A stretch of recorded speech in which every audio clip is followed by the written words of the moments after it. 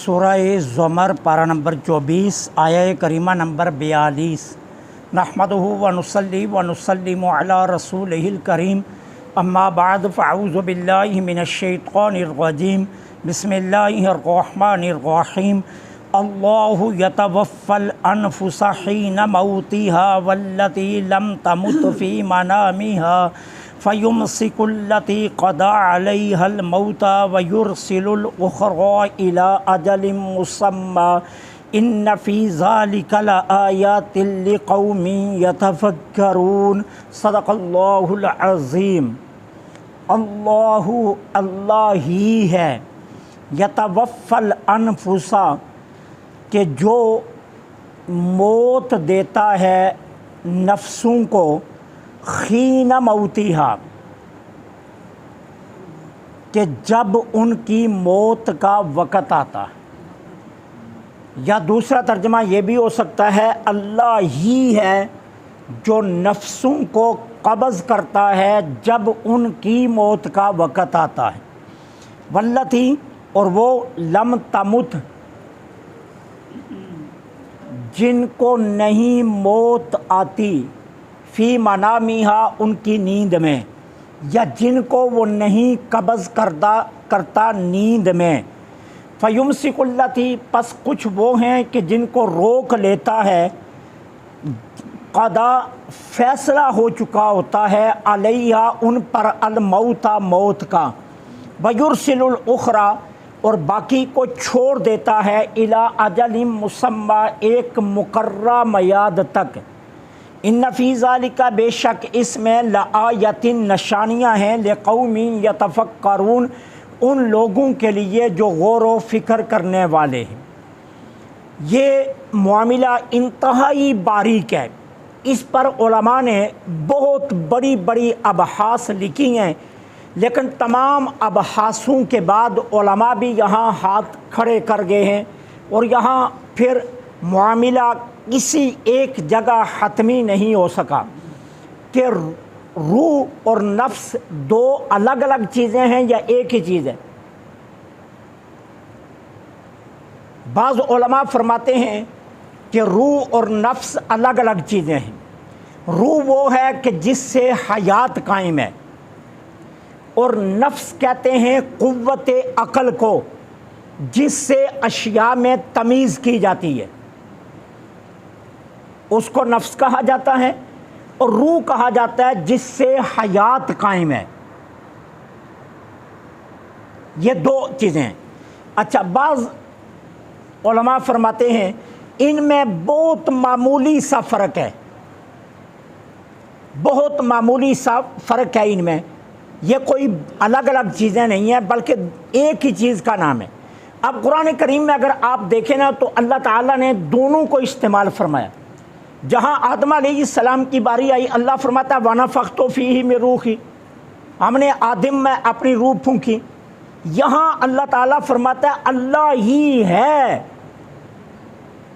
جو نفسوں کو قبض کرتا ہے۔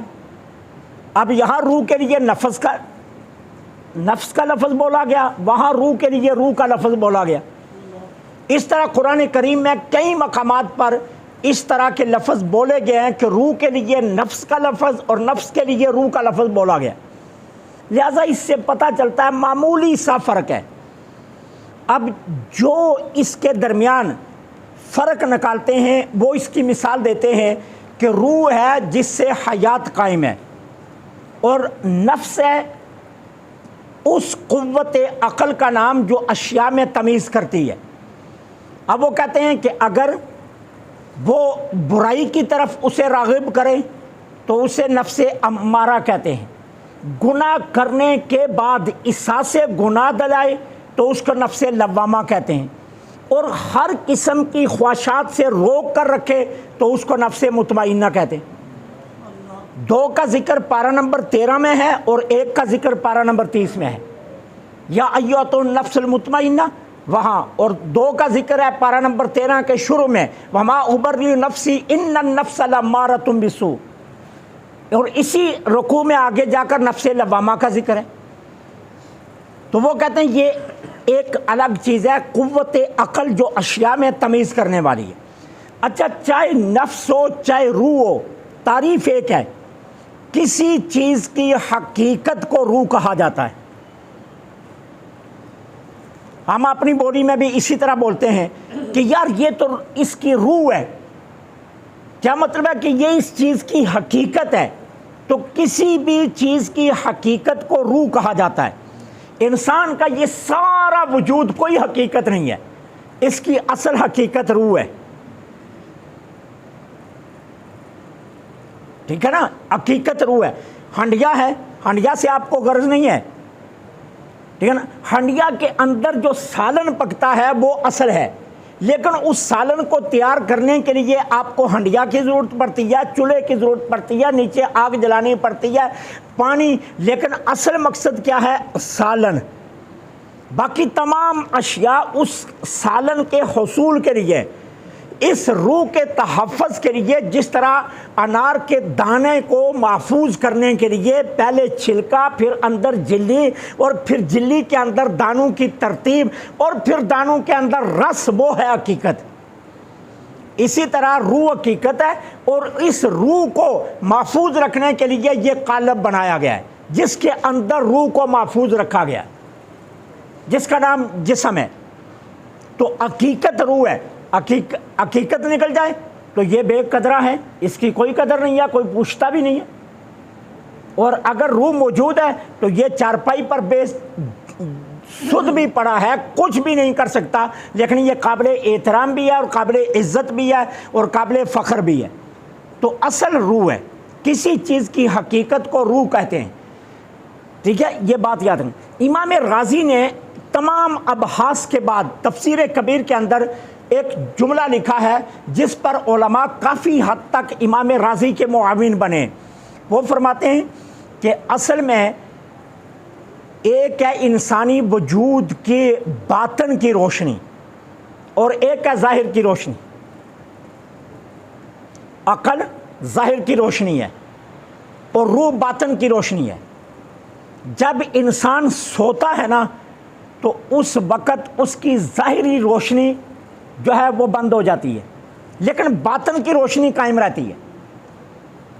باطن کی روشنی کو کوئی فرق نہیں پڑتا، ظاہر کی روشنی جو ہے وہ کیا ہوتی ہے؟ بند کر دی جاتی ہے، یعنی اس کی عقل سو جاتی ہے۔ یہ جو نفس عقل ہے اشیاء میں تمیز کرنے والی، یہ سو جاتی ہے، لیکن اس کی روح چلتی رہتی ہے،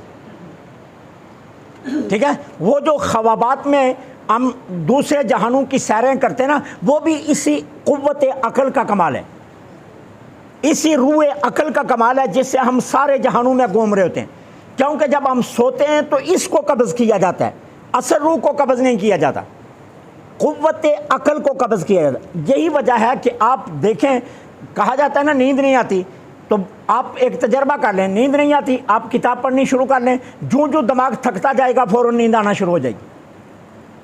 دماغ کے تھکن سے نیند آتی ہے، گویا کیا ہے؟ وہ قوت یہاں ہے کہ جو انسان سے جدا کی جاتی ہے تو انسان نیند میں چلا جاتا ہے، اور قوت روح جس کو کہتے ہیں وہ قائم رہتی ہے۔ یہ کب قبض کی جاتی ہے؟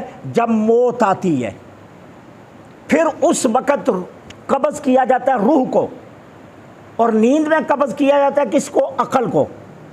عقل جو ہے اس کو قبض کیا جاتا ہے۔ اب اللہ تعالیٰ یہاں یہی ارشاد فرما رہے، اللہ ہی ہے یتوفی الانفس، جو قبض کرتا ہے روح کو، حین موتہا، جب اس کی موت کا وقت آتا ہے۔ تو روح کو قبض کرتا ہے کون؟ اللہ ہی۔ اب اللہ ہی قبض کرنے کا مطلب کیا ہے؟ کہ اس کے حکم سے ہی عزرائیل آتے ہیں، اپنی مرضی سے نہیں آتے۔ اللہ کا حکم ہوتا ہے تو عزرائیل علیہ السلام آتے ہیں، اور اگر اللہ کا حکم نہ ہو تو عزرائیل علیہ السلام بھی نہیں آتے، ٹھیک ہے۔ اللہ کا حکم آ جائے تو انسان بستر پر لیٹا مر جاتا ہے، اللہ کو حکم نہ آئے تو خالد بن ولید کی طرح 200 جنگیں لڑ کر بھی پھر بھی شہادت کی موت نہیں آتی، ٹھیک ہے نا، تلوار کے نیچے سے بھی بچ کر آ جاتا ہے۔ تو یہ اللہ ہی روح کو قبض کرتا ہے جب موت آتی ہے۔ پھر اس کے بعد فرمایا واللتی لم تمت فی منامہا، اور وہ کہ جن کو نہیں قبض کرتا نیند میں، جن کو نہیں قبض کرتا نیند میں۔ اب کیا مطلب ہے کہ روح قبض نہیں کی جاتی، عقل قبض کی جاتی ہے۔ نیند میں عقل کو قبض کیا جاتا ہے، روح کو قبض نہیں کیا جاتا۔ وہ کہ جو نہیں قبض کی جاتی نیند میں، یعنی روح کو قبض نہیں کیا جاتا، عقل کو قبض کر دیا جاتا ہے۔ تو گویا نیند، اسی لیے کہتے ہیں نا کہ نیند نیم موت ہے۔ ہم اپنی بولی میں بھی کہتے ہیں کہ آدھی موت کا نام نیند ہے، کیونکہ آدھی ایک روح قبض کر لی گئی ہے اور ایک قائم ہے ابھی، قوت عقل قبض کر لی گئی ہے اور قوت نفس ابھی، قوت روح ابھی قائم ہے۔ تو یہ آدھی جو ہے نا موت ہے۔ اب اللہ اس کے بعد فرماتے ہیں فَيُمْسِكُ الَّتِي قَضَى، پھر اللہ تعالیٰ روک لیتا ہے، قضا فیصلہ ہو چکا ہوتا ہے، علیہ ان پر موت کا۔ کیا مطلب؟ اب جن کی موت کا فیصلہ ہو چکا ہوتا ہے، اللہ تعالیٰ عز و جل ان کی اس قوت کیا کرتا ہے، عقل کو روک لیتا ہے اور ساتھ قوت روح کو بھی قبض کر لیتا ہے، دونوں کو روک لیتا ہے۔ دونوں کے قبض کرنے سے موت آتی ہے، ایک کے قبض کرنے سے موت نہیں آتی۔ روح اور عقل دونوں قبض کی جاتی ہیں، پھر جا کر موت آتی ہے۔ تو بس اللہ تعالیٰ روک لیتا ہے، قضا علیہ الموت، جس پر موت کا فیصلہ آ جاتا ہے۔ وَيُرْسِلُ الْأُخْرَى، پھر نیند میں باقی کو چھوڑ دیا جاتا ہے، الی اجل مسمى، ایک مقررہ میعاد تک، کہ جو اس کی پوری زندگی ہے اس کے لیے اس کو چھوڑ دیا جاتا ہے۔ کیا مطلب؟ وہ سوتا ہے پھر اٹھتا ہے، سوتا ہے پھر اٹھتا ہے، اس کی موت کے فیصلے تک اس کی روح کو ہر روز قبض کیا جاتا ہے، لیکن پھر چھوڑ دیا جاتا ہے۔ اور جس کی موت کا فیصلہ ہو جاتا ہے اس کی روح کو قبض کیا جاتا ہے، پھر چھوڑا نہیں جاتا۔ تو اللہ ہی ہے جو یہ فیصلے کر رہا ہے، ٹھیک ہے۔ اب کیا ہے؟ ان فی ذلک لآیۃ، اس میں نشانیاں ہیں، اس میں نشانیاں ہیں۔ کن کے لیے؟ غور و فکر کرنے والوں کے لیے، غور و فکر کرنے والوں کے لیے نشانیاں ہیں۔ کیا نشانی؟ وہ اللہ ہے جس نے میری روح ایک عقل کو قبض کیا اور پھر واپس لوٹا دیا، میں سویا اور پھر میں بیدار ہو گیا۔ کتنی بڑی نشانی ہے اس کی، توحید پر یہ کتنی بڑی نشانی ہے۔ اب اگر دو خدا ہوتے تو ایک کہتا میں اس کو اٹھنے نہیں دیتا، دوسرا کہتا میں اس کو سونے نہیں دیتا، تو جھگڑا ہو جاتا نا۔ لیکن جب ہمیں نیند آتی ہے ہم سو جاتے ہیں، کوئی ہمیں روکنے والا نہیں۔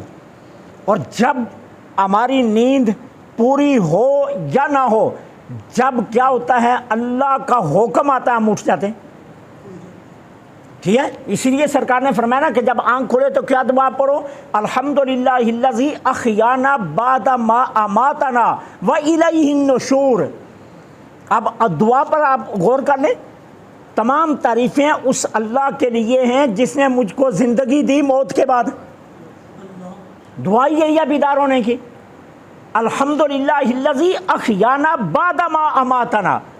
تمام تعریفیں اس اللہ کے لیے جس نے ہم کو زندگی دی ہماری موت کے بعد، وَإِلَيْهِ النُّشُورُ، اور ہم نے اسی کے ہاں جمع ہونا ہے۔ تو یہ دعا بتا رہی ہے کہ یہ اس میں انسان کے لیے بہت بڑی نشانیاں ہیں۔ ایک وہ موت ہے جہاں انسان جاتا ہے تو لوٹتا نہیں، اور ایک وہ موت ہے جس میں دن رات کو جاتا ہے لوٹ بھی آتا ہے۔ تو کہا اس میں نشانیاں ہیں، لیکن کن لوگوں کے لیے؟ غور و فکر کرنے والوں کی۔ اب غور و فکر کرنے والوں کے لیے نشانیاں ہوتی ہیں ہمیشہ، جو غور و فکر نہ کریں ان کے لیے تو کوئی نشانی نہیں ہے۔ جو عقل مند نہ ہوں ان کے لیے کوئی نشانی نہیں ہے۔ وہ ایک مشہور شعر ہے، میں نے کئی بار پڑھا کہ مورخ نو کی پند نصیحت تے پتھر نو کی پالا، لا کمبل نو صابن دو یہ پھر کالے تو کالا، ٹھیک ہے نا۔ اور پنجابی میں اس کو بہت آسان کر کے کہتے ہیں بھینس کے آگے بین بجانا۔ تو اب بھینس کو راگوں کا کیا علم، اس کے سامنے آپ بین پر جتنے مرضی راگ گائیں لیکن وہ ناچے گی تو نہیں نا، وہ رقص میں تو نہیں نہ آئے گی۔ وہ بھینس ہے، وہ اس شعور سے آ رہی ہے کہ رقص کی دنیا کیا ہوتی ہے، لہٰذا اس کے سامنے بین بجانے کا فائدہ نہیں ہوتا ہے۔ اور یہی بین اگر آپ سام کے سامنے بجائیں تو وہ بل سے نکل بھی آتا ہے اور رقص بھی کرتا ہے، کیونکہ وہ جانتا ہے رقص کی دنیا کو۔